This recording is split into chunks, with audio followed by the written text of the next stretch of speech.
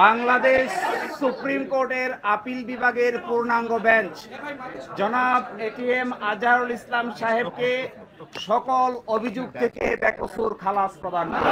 এখন থেকে জামায়াতে ইসলামীর সাবেক ভারপ্রাপ্ত সেক্রেটারি জেনারেল জনাব ATM Azharul Islam is an innocent man. আদালত 4টি অবজারভেশন দিয়েছেন। অতীতের রায়ে বাংলাদেশ সহ এই ভারতীয় সাবকন্টিনেন্টের ক্রিমিনাল বিচার ব্যবস্থার পদ্ধতি চেঞ্জ করে দেওয়া হয়েছিল, এটা ছিল সবচাইতে বড় ভুল। আদালতের সামনে উপস্থাপিত সাক্ষ্য প্রমাণ অ্যাসেসমেন্ট করা ছাড়াই জনাব এটিএম আজহারুল ইসলাম সাহেবকে ফাঁসি দেওয়া হয়েছিল।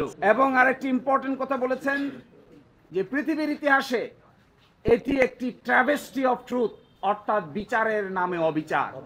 যে সমস্ত তথ্য প্রমাণ আদালতে হাজির করা হয়েছিল, অতীতের আপিল বিভাগ তা সঠিকভাবে বিবেচনা করতে ব্যর্থ হয়েছে। সাক্ষীরা আদালতে এসে বলেছেন কেউ 3 কিলোমিটার দূর থেকে দেখেছেন, কেউ 6 কিলোমিটার দূর থেকে দেখেছেন। একজন সাক্ষীকে জিজ্ঞেস করা হয়েছিল যে আপনার সন্তানের নাম কি, সে তার ছেলের নাম বলতে পারে না, মেয়ের নাম বলতে পারে না, ওয়াইফের নাম বলতে পারে না, কিন্তু সে ঠিকই এটিএম আজহারুল ইসলামের নাম বলতে পারে। এই ঈদে জামা জুতো অ্যাকসেসরিজের ডিসকাউন্ট। আগের রায়ের যে সমস্ত ফাইন্ডিং ছিল, এই মিথ্যা সাক্ষ্যের উপর ভিত্তি করে যে সমস্ত সাজা দেওয়া হয়েছিল, সবই আজকে অসত্য প্রমাণিত হলো এবং তাকে বেকসুর খালাস প্রদান করা। আমরা মনে করি এই রায়, পূর্ণাঙ্গ রায় বের হয়ে যাওয়ার পর অতীতের রায় সম্পর্কে এই রায়ে অনেক অবজারভেশন থাকবে।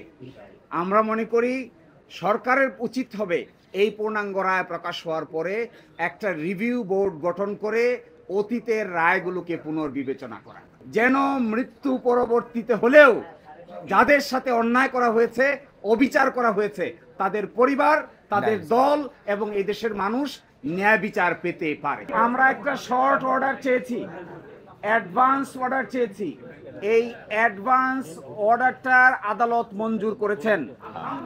আদালত বলেছেন আমরা চেষ্টা করব আজকেই যেন, এবং আজকে এবং কালকের মধ্যে যেন এই শর্ট অর্ডারটা প্রসেস হয়ে জনাব এটিএম আজহারুল ইসলাম সাহেব মুক্তি পেতে পারেন।